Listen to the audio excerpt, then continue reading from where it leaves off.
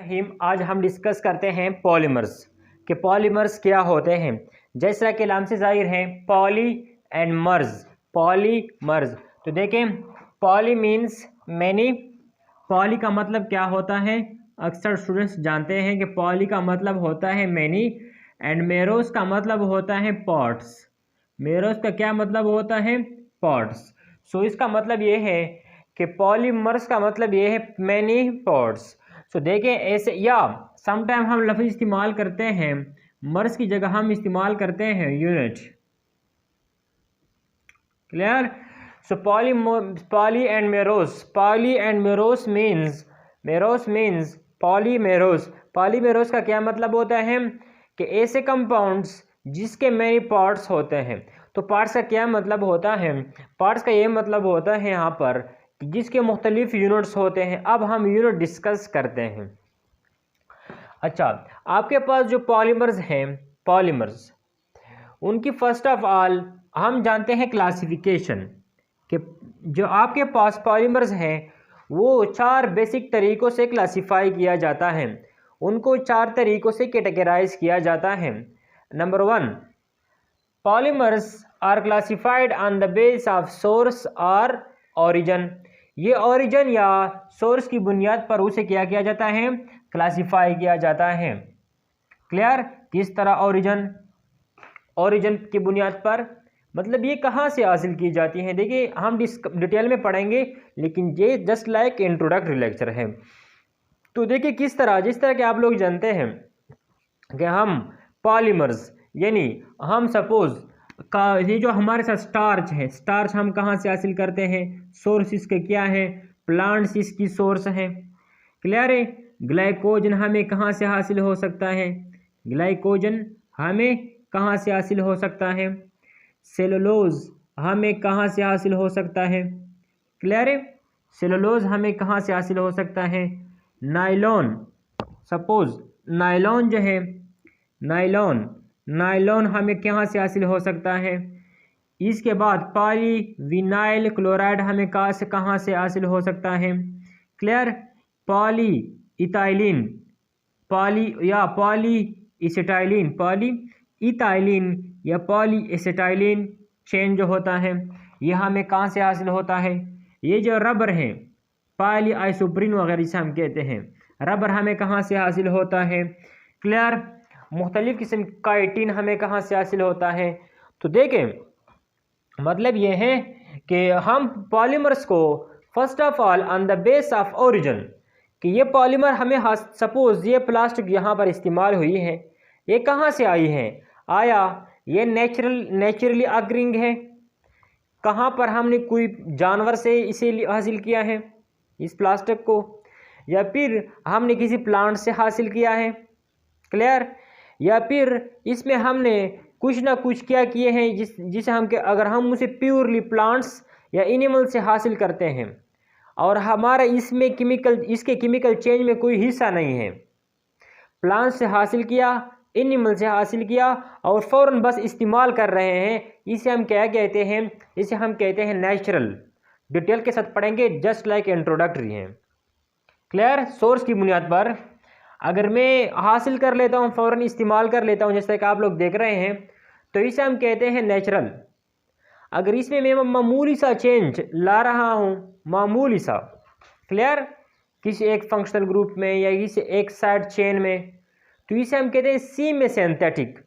कि naturally available polymer में मामूली सा चेंज ला के इससे और पॉलीमर बनाना, सेमी सिंथेटिक, यानी वो भी मतलब मोड है, सेमी सिंथेटिक तरीके से हम हासिल करते हैं पॉलीमर्स को। जैसे लाइक आप रबर देखते हैं, नेचुरल रबर है, और वोल्केनाइज रबर जो होता है जिसे हम चेंज कर देते हैं। क्लियर है। आपके पास सेलुलोज है और नाइट्रोसेलुलोज है, मामूली सा चेंज लाते हैं उसमें। एक देखें सोर्स की बुनियाद पर, डिटेल के साथ पढ़ेंगे, सोर्स की बुनियाद पर या हम जानवर एनिमल और प्लांट से डायरेक्टली हासिल करते हैं, या फिर हम इस तरह करते हैं कि उसमें मामूली सा चेंज लाते हैं। अगर मामूली सा चेंज लाते हैं बाकी वही इस्तेमाल करते हैं, उसे हम कहते हैं सेमी सिंथेटिक। अगर हम इस तरह करते हैं कि खुद काम करते हैं, तो 100% वो सिंथेटिक होता है। क्लियर? किस तरह? जस्ट लाइक पॉलीविनाइल क्लोराइड है, पॉलीविनाइल क्लोराइड, पॉलीइथाइलिन, पॉलीसिटाइलिन वगैरह, इसको हम खुद बनाते हैं जस्ट लाइक इस तरह कुछ है। क्लियर है? अच्छा, ऑरिजिन की बुनियाद पर मोड ऑफ फॉर्मेशन। क्लियर है? ये क्या है? ऑरिजिन। इसके बाद mode of formation. Mode of formation कि आप किस तरीके से, मोड तरीका को कहते हैं। मोड का क्या मतलब होता है? मोड जिसे हम क्या कहते हैं? तरीका। सो आप किस तरीके से आप उसे हासिल करते हैं, मतलब ये है कि ये यहाँ पर जो आप पॉलीमर बनाते हैं उसमें एडिशन होता है या कंडेंसेशन होता है। सपोज देखिए डिटेल के साथ पढ़ेंगे। एक होता है condensation, suppose A plus B, इससे एक कंपाउंड बनता है C प्लस साइड वाइज एक और प्रोडक्ट बनता है, H2O बन सकती है, अल्कोहल बन सकती है, साथ साथ NH3 बन सकती है वगैरह। इसे हम कहते हैं कंडेंसेशन पॉलीमर। एक होते हैं addition polymer, A plus B जब हम मिलाते हैं तो C, यहाँ पर C के साथ कोई साइड प्रोडक्ट नहीं होता। तो देखिए मोड ऑफ फॉर्मेशन कि आप जो पॉलीमर को बनाते हैं, वो पॉलीमर जब आप बना रहे होते हैं तो क्या इसके साथ साइड प्रोडक्ट बनता है या नहीं? अगर साइड प्रोडक्ट बनता है तो कंडेंसेशन पॉलीमर है, अगर साइड प्रोडक्ट नहीं बनता तो एडिशन पॉलीमर है। क्लियर? इंशाल्लाह डिटेल के साथ पढ़ेंगे। दो कैटेगरीज हो गए। पॉलीमर्स को हम तो 4 तरीकों से क्लासिफाई करते हैं। Number 1 on the base of source. ये पॉलीमर आपको कहाँ से आती हैं? जानवरों या पौधों से, या सेमी सिंथेटिक है या 100% सिंथेटिक है। नंबर 2 आप जब इसे बना रहे थे तो किस तरीके से आपने बनाया? आपने जो पॉलीमर सपोज 10 पॉलीमर इस्तेमाल किए, उनका वेट सपोज 10 ग्राम 10 ग्राम 10 ग्राम है, तो 10 मोनोमर इस्तेमाल किए, इससे ये प्लास्टिक बनाया। तो 10 मल्टीप्लाइड बाई हर का मास कितना था? 10 ग्राम था, 10 10 100, इसका मास 100 ग्राम होगा अगर ये एडिशन के रिजल्ट में बना हुआ है। अगर ये कंडेंसेशन के रिजल्ट में बना हुआ है तो इसका मतलब ये है कि इसका 100 से कम होगा अगर 10 मोनोमर इस्तेमाल हुए हैं। इंशाल्लाह पढ़ेंगे। सो ये है अच्छा, इसके बाद है thermal response. Thermal response, plastic मुख्तलिफ तरह के होते हैं। कुछ जो पॉलीमर होते हैं मुख्तलिफ तरह से होते हैं। कुछ यूँ होते हैं कि जब उसको आप हीट कर देते हैं तो उसमें लचक आ जाती है, क्या आ जाती है? लचक। और कुछ यूँ होते हैं जब आप उसको हीट कर देते हैं तो सख्त बन जाते हैं और फिर उसमें इलास्टिसिटी नहीं आती। देखिए thermo on the base of thermal response, कुछ पॉलीमर इस तरह होते हैं जो थर्मोप्लास्टिक होते हैं। थर्मोप्लास्टिक होते हैं, हीट की वजह से उनके मुंह में इलास्टिसिटी आ जाती है। और कुछ यूँ होते हैं कि वो सख्त हो जाते हैं। क्लियर? एक लम्हाती तौर पर उसमें इलास्टिसिटी आ जाती है, फिर वो सख्त हो जाते हैं। क्लियर है? और फिर मज़ीद उनको हम सॉफ्ट नहीं बना सकते, उनमें लचक पैदा नहीं कर सकते। इसके बाद है स्ट्रक्चर। देखें अब जो मोनोमर इस्तेमाल हो रहे होते हैं पॉलीमर बनाने में, वो किस तरह, देखें इस तरह इस्तेमाल होती हैं, ए बी इस तरीके से, या फिर ए बी सी इस तरीके से, या फिर ए बी सी किस तरीके से मोनोमर्स आपस में बॉन्ड बना के क्या बना रहे हैं? लंबा चेन बना रहे हैं। तो इसे हम कहते हैं क्या?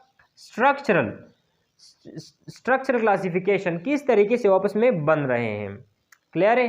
सो इंशाल्लाह डिटेल के साथ पढ़ेंगे। इसके बाद नेक्स्ट वीडियो आने वाली है, उसमें हम पढ़ेंगे कि on the base classification of polymer on the base of origin, कि देखिए synthetic, semi synthetic and synthetic. Clear? और जो मिसाल लेंगे हम उनको जो तरीक़ाकार होता है फॉर्मेशन का, वो भी डिटेल के साथ पढ़ेंगे।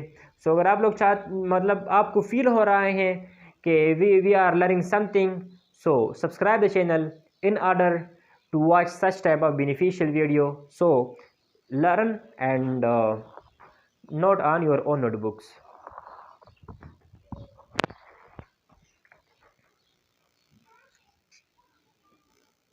ऑफ ऑल हम क्लासिफिकेशन करते हैं on the base of origin. So classification on the base of origin और on the base of source, कि आपको आपको ये पॉलीमर जो आपको मिल रही है, सपोज आप पेपर देखें, आपको जो कुछ मिल रहा है वो कहाँ से मिल रहा है, आपको जो पॉलीमर मिल रहा है वो आपको कहाँ से मिल रहा है। सो देखें फर्स्ट ऑफ ऑल है classification on the base of source. So first one है नेचुरल सोर्स, कि आपको ये पॉलीमर मिल रहा है, आपको ये पॉलीमर सपोज मिल रहा है, ये सपोज आपको नेचुरली मिल रहा है, जिस तरीके से आपको मिला आप उसी फॉर्म में, उसका मोलिकुलर फार्मूला वही है, उसकी बेसिक केमिस्ट्री वही है। क्लियर है, आप उसमें तब्दीली नहीं ला रहे, वही फॉर्म में आप वो इस्तेमाल कर रहे हैं। क्लियर है। फॉर एग्जांपल देखें स्टार्च एमाइलोज एंड एमाइलोपेक्टिन वगैरह, सपोज हम कहते हैं कि एमाइलोज प्लस एमाइलोपेक्टिन, देखिए इसकी लिखने की चलो ज़रूरत नहीं है, इसको हम स्टेप वाइज पढ़ेंगे। देखिए स्टार्च जस्ट लाइक एमाइलोज और एमाइलोपेक्टिन को हम कहते हैं, आप लोग वूल के मुतालिक भी जानते हैं कि वो हमें फ़ौरन किस चीज़ से हासिल हो रहे हैं, जानवर वगैरह से हासिल हो रहे हैं। सेलुलोज, हमने सेलुलोज का लफ्ज़ इस्तेमाल किया। अगर आप सिंपली लिखते हैं कि पॉलीसेकेराइड्स तो फिर ठीक होगा। क्लियर, क्योंकि जी इसमें सारे के सारे पॉलीसेकेराइड्स आते हैं। क्लियर। सेलुलोज क्या है, प्लांट्स में पाया जाता है, तकरीबन कितना वेट, तकरीबन 3/4 वेट या इससे भी ज़्यादा जो वेट है प्लांट का वो इस सेलुलोज का बना हुआ होता है। क्लियर है। अच्छा, पॉलीसेकेराइड आप सिल्क जानते हैं, सिल्क कि वो भी क्या है, हम नेचुरली अग्रिंग लिविंग थिंग से हासिल करते थे। आपके पास डीएनए एंड आरएनए, इसको हम कलेक्टिवली न्यूक्लिक एसिड कहते हैं। क्या कहते हैं? Nucleic acid. ये न्यूक्लिक एसिड्स जो होते हैं ये भी नेचुरली अग्रिंग पॉलीमर्स हैं। क्लियर है। आपके पास ये क्या है, रबर, जिसे हम पॉली आइसोप्रीन वगैरह कहते हैं, डिटेल के साथ पढ़ेंगे। आप प्रोटीन जानते हैं कि वो अमीनो एसिड्स की चेन से बने हुए होते हैं। क्लियर है। सो ये और भी मिसाल इसकी मौजूद हैं। देखें यहाँ पर आप लोग मतलब समझ चुके होंगे कि नेचुरली ऑकरिंग पॉलीमर्स क्या होते हैं। वो polymers, those polymers which are obtained from plants and animals and we use them directly। वो डायरेक्टली इस्तेमाल के काबिल होते हैं, हम उसे डायरेक्टली इस्तेमाल कर सकते हैं। तो इसमें ये मिसालें शामिल हैं। बाकी उसकी डिटेल और क्लासिफिकेशन आगे इंशाल्लाह जाएंगे। सो आप इसे नोट डाउन कर लें और स्क्रीनशॉट भी लें।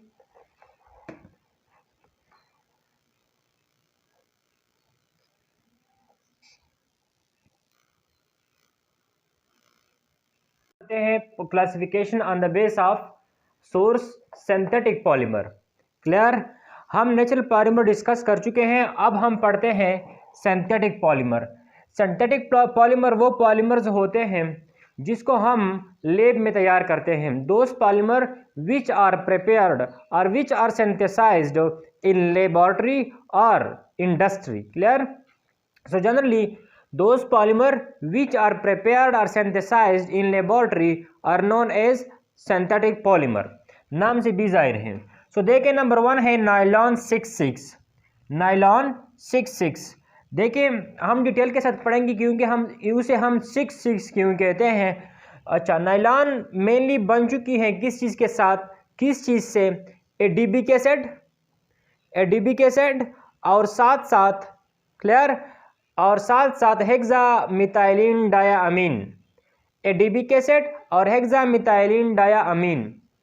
सो देखिए हम चूंकि स्टेप बाय स्टेप पढ़ रहे हैं, लेकिन यहाँ आपको दो मोनोमर्स दिखाई दे रही हैं कि यहाँ पर जो नायलॉन है, नायलॉन वो दो मोनोमर से बना हुआ होता है, 2 टाइप्स ऑफ मोनोमर से वो बना हुआ होता है, एडेबिक एसिड एंड हेक्सामिथाइलिन डायामीन। सो ये 2 टाइप्स हैं, सो इसलिए हम उसे कहते हैं कोपॉलीमर। क्या? कोपॉलीमर। एक होते हैं होमोपॉलीमर, एक होते हैं कोपॉलीमर, जहां पर 2 या 2 से ज़्यादा डिफरेंट टाइप ऑफ मोनोमर जोड़ के बॉन्ड बना के पॉलीमर बना लेते हैं। क्लियर है? So nylon is copolymer and nylon is basically composed of 2 types of monomers. Number 1 is adipic acid, second one is hexamethylene diamine. So hexamethylene diamine और एडेबिक acid आपस में लॉन्ग चेन बना लेती है, जिसे हम क्या कहते हैं? नायलॉन कहते हैं। नायलॉन कोपॉलीमर है। कोपॉलीमर वो पॉलीमर होते हैं जहां पर 2 या 2 से ज़्यादा different type of monomer bond बना के पॉलीमर बना लेते हैं। इसको हम डिटेल के साथ पढ़ेंगे।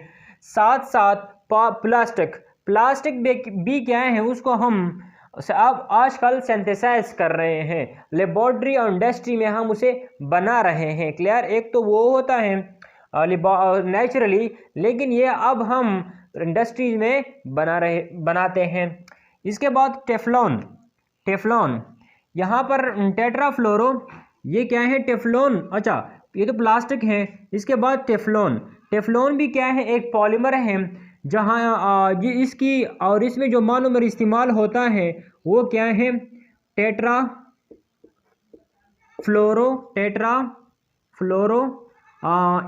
टेट्राफ्लोरो इथीन इस्तेमाल होती है। ये टेफ्लॉन की जो मोनोमर होती है, जो रिपीटिंग यूनिट होती है, ये क्या है? वो क्या होते हैं? Tetrafluoro ethene. ये होमोपॉलीमर है, मतलब यही एक यूनिट टेफ्लॉन में बार बार रिपीट होती जाती हैं। इसके बाद आप लोग फाइबर्स जानते हैं कि फाइबर्स क्लियर है। इसके बाद पॉलीविनाइल क्लोराइड ऐसे पॉलीमर्स होते हैं जिसमें विनाइल ग्रुप, इसे हम विनाइल कहते हैं, CH2 डबल बॉन्ड CH, इसे हम विनाइल कहते हैं। लेकिन यहाँ पर अगर हम क्लोरीन लगा दे तो इसे हम कहते हैं पॉलीविनाइल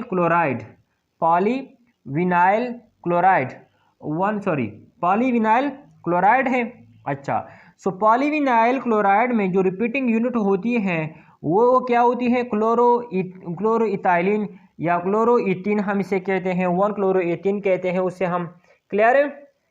अच्छा, जनरली ऐसे हम विनाइल ग्रुप कहते हैं, और जब क्लोरीन उसके साथ लगाते हैं तो विनाइल क्लोराइड। क्लियर? इसके बाद है पॉलीइथाइलिन। क्या?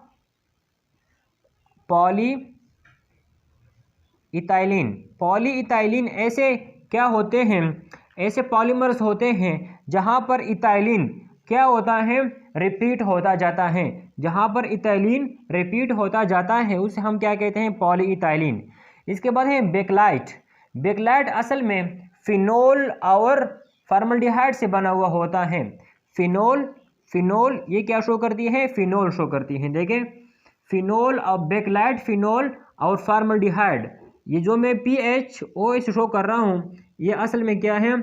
फिनोल और फॉर्मल्डिहाइड से बना हुआ होता है। क्लियर? किस चीज़ से? फिनोल और फॉर्मल्डिहाइड से। सो बेकलाइट फिनोल और फॉर्मल्डिहाइड से बनता है। ये कोपॉलीमर है। क्या है? कोपॉलीमर। ये कोपॉलीमर है, ये होमोपॉलीमर है, ये होमोपॉलीमर है। क्लियर? अच्छा, इसके बाद जिसे हम कहते हैं टेराइलिन जो होती है वो इथाइलिन ग्लाइकोल। टेराइलिन किस चीज़ की बनी हुई होती है? कोपॉलीमर है। इथाइलिन ग्लाइकोल, ये इथाइलिन ग्लाइकोल है। Clear?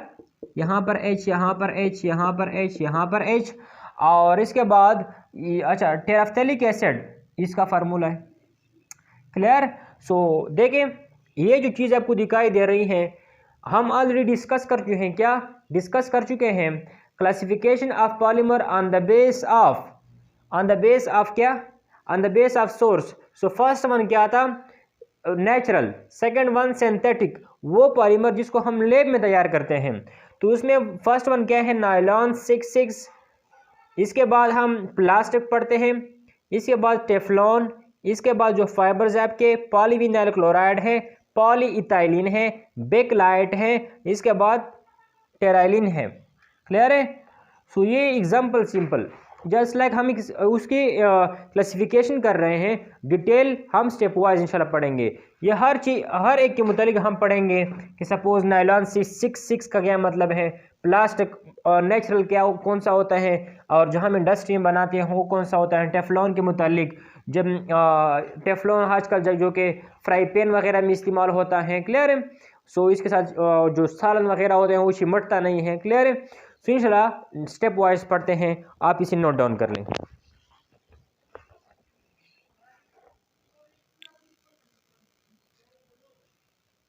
On the base of source, third क्या है, सेमी सिंथेटिक। जैसा कि नाम से ही जाहिर है कि सेमी सिंथेटिक। देखें, semi means partially, semi means suppose हम लेते हैं पार्शियली, पार्शियली जिसे हम मामूली कहते हैं, या यहाँ पर जो सेमी का मतलब है कि हम मॉडिफिकेशन करते हैं, सेमी सिंथेटिक के मामूली मॉडिफिकेशन हमने की। सपोज सिंथेटिक एक नेचुरल पॉलीमर में हम मामूली सा चेंज लाते हैं और इसको मॉडिफाई कर देते हैं एक बेस्ट पॉलीमर में। फॉर एग्जांपल हम लेते हैं सेलुलोज, सपोज सेलुलोज, चलो इस तरह लिखते हैं सेलुलोज, जो भी स्पेलिंग है। तो देखिए आप लोग देख सकते हैं कि आप आजकल देख रहे हैं कि यह क्या है, सेलुलोज डाया एसीटेट पॉलीमर, वही सेलुलोज हैं। देखें, सेलुलोज डाया एसीटेट पॉलीमर। इसके बाद आपको दिखाई दे रही होगी कि यहाँ पर देखें सेलुलोज नाइट्रेट, जो में भी एक्सप्लोसिव के तौर पर काम करता है, सेलुलोज नाइट्रेट। इसके बाद जो रेयान है, और बेस्ट एग्जांपल क्या है, ये रबर जो कि एक नेचुरली भी अवेलेबल है, लेकिन हम आजकल उसे इंडस्ट्रीज में भी बनाते हैं, जो बेस्ट होता है। क्या होता है? एक बेस्ट होता है, इतना उसमें फ़र्क नहीं होता, डिटेल के साथ पढ़ेंगे इंशाल्लाह। सिंपल सिस ट्रांस वगैरह का फ़र्क होता है। तो देखें, सेमी सिंथेटिक पॉलीमर्स वो पॉलीमर्स होते हैं जिसमें हम थोड़ा सा मॉडिफिकेशन करके एक और फॉर्म में लाते हैं। थोड़ा सा मॉडिफिकेशन करके मतलब ये है कि उसमें कुछ ग्रुप्स ऐड करते हैं या रिमूव करते हैं। जिस तरीके से आप मतलब एडिशन, ग्रुप की एडिशन या एटम्स की एडिशन होती हैं या रिमूवल होती हैं, और एक अच्छे खासे पॉलीमर में उसे कन्वर्ट किया जाता है। यहाँ पर आप एग्जांपल देख सकते हैं कि सेलुलोज को हमने cellulose diacetate, cellulose nitrate, rayon and vulcanized rubber की मिसालें मौजूद हैं। सो अब हम इसे मिटाते हैं और चलते हैं एक और क्लासिफिकेशन की तरफ। लेकिन देखें, हम डिस्कस कर चुके हैं कि नेचुरल के पॉलीमर्स को 4 तरीक़ों से क्लासिफाई किया जा सकता है। Number 1, on the base of source. So on the base of source जो क्लासिफिकेशन थी वह अब हम डिस्कस कर चुके हैं। क्लियर है? कौन कौन से हैं देखें। एक है on the base of source में जो कैटेगराइज किया गया है वो क्या है, naturally agreeing. Second one synthetic and semi synthetic. ये तीनों के तीनों हम डिस्कस कर चुके हैं और साथ साथ उनके एग्जाम्पल भी लिख चुके हैं। सो राइट डाउन। सो इसके बाद हम पढ़ेंगे अगला। सो इसे मिटाते हैं।